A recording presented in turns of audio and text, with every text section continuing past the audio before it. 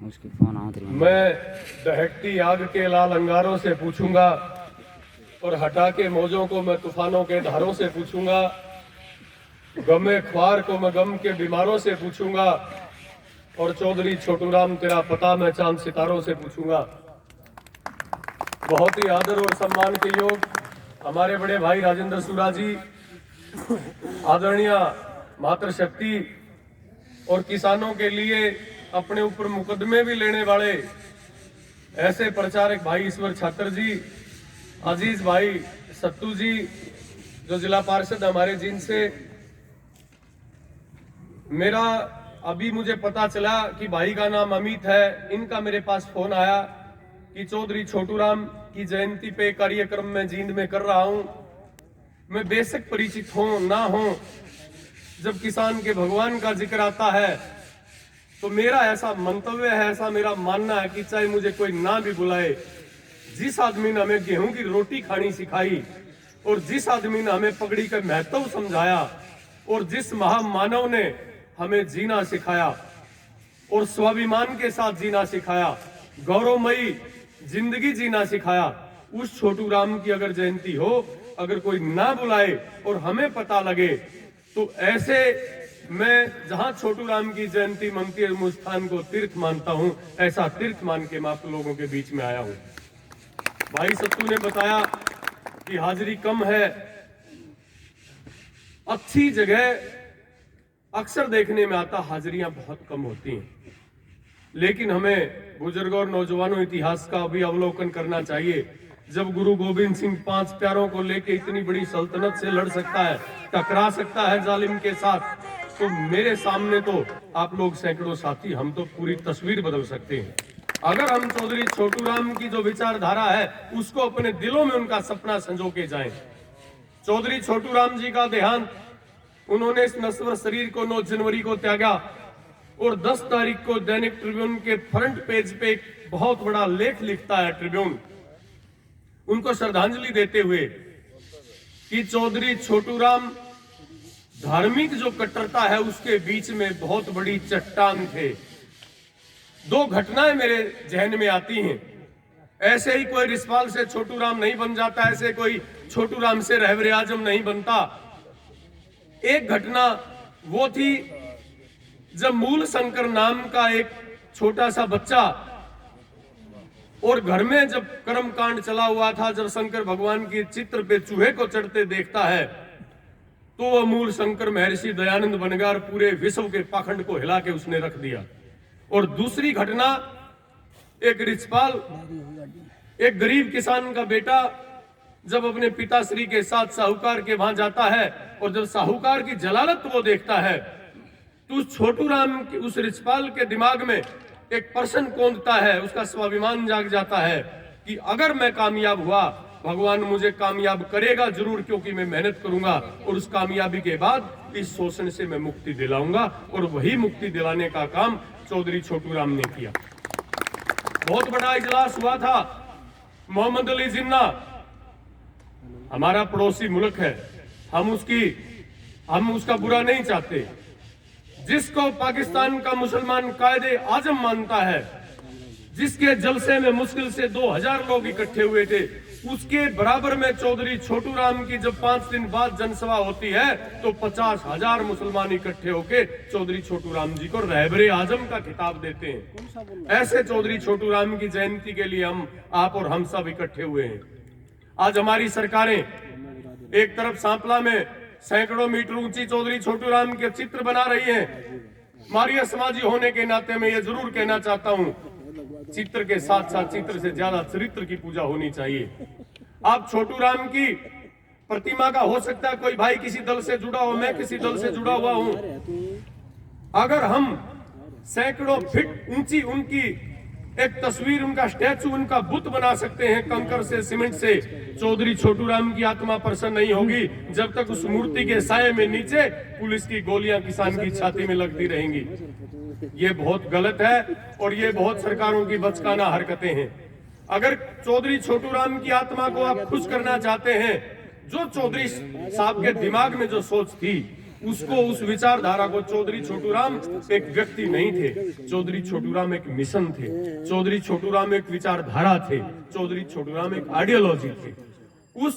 उनके मंतव्य को, उनकी विचारधारा को अगर आगे बढ़ाना तो चौधरी छोटूराम को पढ़ना पड़ेगा। 1945 में सेकंड वर्ल्ड वॉर होता है, ज्यादा समय आपका नहीं लूंगा। सेकंड वर्ल्ड वॉर के समय पे अंग्रेज से चौधरी साहब का समझौता होता है कि मैं जिस कौम से, किसान कौम से संबंध रखता हूं, उस कौम के नौजवान इस शर्त पे भर्ती होंगे कि सेकंड वर्ल्ड वॉर में तेरी विजय के बाद तुमने हिंदुस्तान को छोड़ना पड़ेगा। ऐसा चौधरी छोटूराम का आदर्श जीवन रहा है। उसी लड़ाई के दौरान जब अंग्रेज कहता है कि 6 मन से ज्यादा गेहूं का भाव किसान को नहीं मिलेगा और गेहूं की फसल लगानी पड़ेगी, चौधरी छोटूराम कड़क के कहता है अंग्रेज को, ये भाव तय छोटूराम तय करेगा।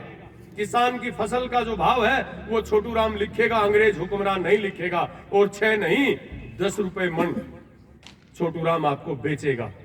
अंग्रेज कहता नहीं तो खाने के गेहूं रखे, पलवल से लेके पेशावर तक, जहां किसान, जिसको मैं अपना पुत्र मानता हूं, जिसके कुर्ते से पसीने की खुशबू आती है, जो हल्का मुठ पकड़ के धरती का सीना चीर के अन्न पैदा करता है, उस अपने पुत्र से कहूंगा कि पलवल से लेके पेशावर तक खड़ी फसल में आग लगा दो।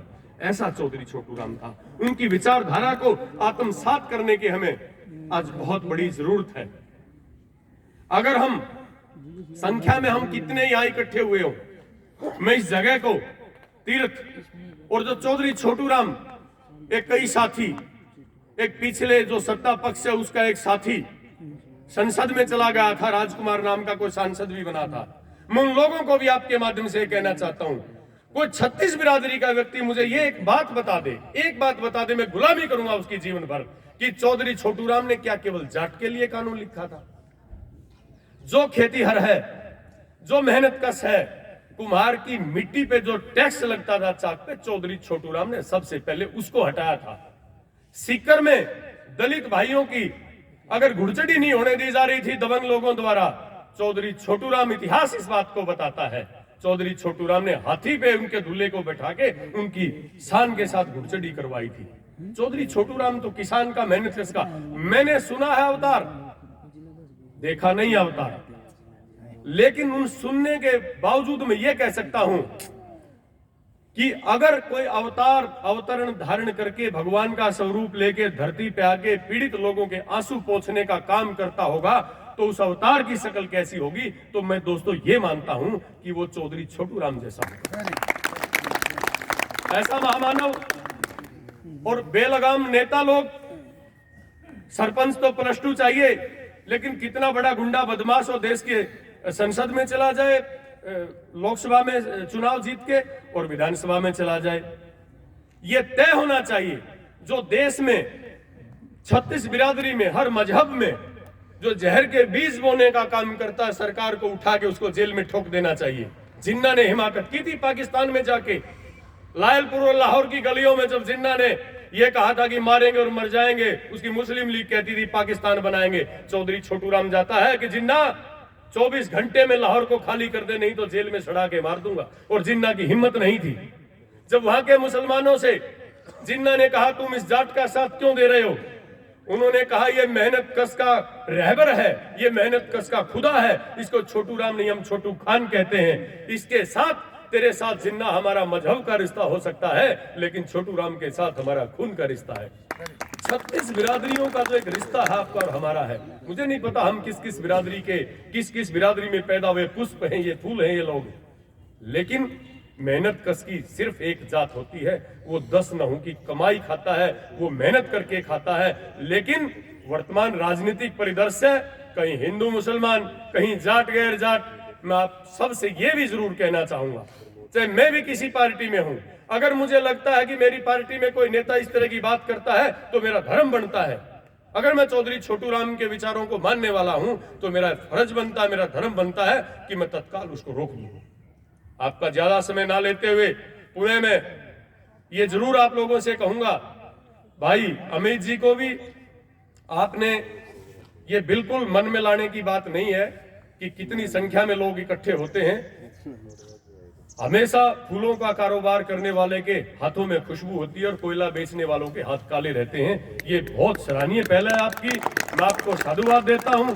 ऐसे महामानव के नाम पे आपने ये एक समारोह आयोजित किया और हम सभी चौधरी छोटूराम के सिपाही बन के गाँव-गाँव में, गली गली में, कूचे कूचे में जाके उनकी विचारधारा को फैलाने का काम करें। और अगर चौधरी छोटूराम की जो विचारधारा थी, मेरा ऐसा मानना है कि अगर वो हमारे पूरे हिंदुस्तान में लागू हो जाए तो भूख से मौतें नहीं हो सकती, धर्म और मजहब के नाम पे कट्टरता नहीं हो सकती, धर्म और मजहब के नाम पे लोगों के कत्ल नहीं हो सकते। इसलिए ऐसे महामानव के लिए हम बार बार उनके श्री चरणों में चर्चा करते हैं और भगवान से निवेदन करते हैं कि हे परमात्मा, चौधरी साहब के मार्ग पे हम सबको चलने की प्रेरणा और आशीर्वाद प्रदान करें। आपने मेरी बात को सुना, बहुत बहुत धन्यवाद।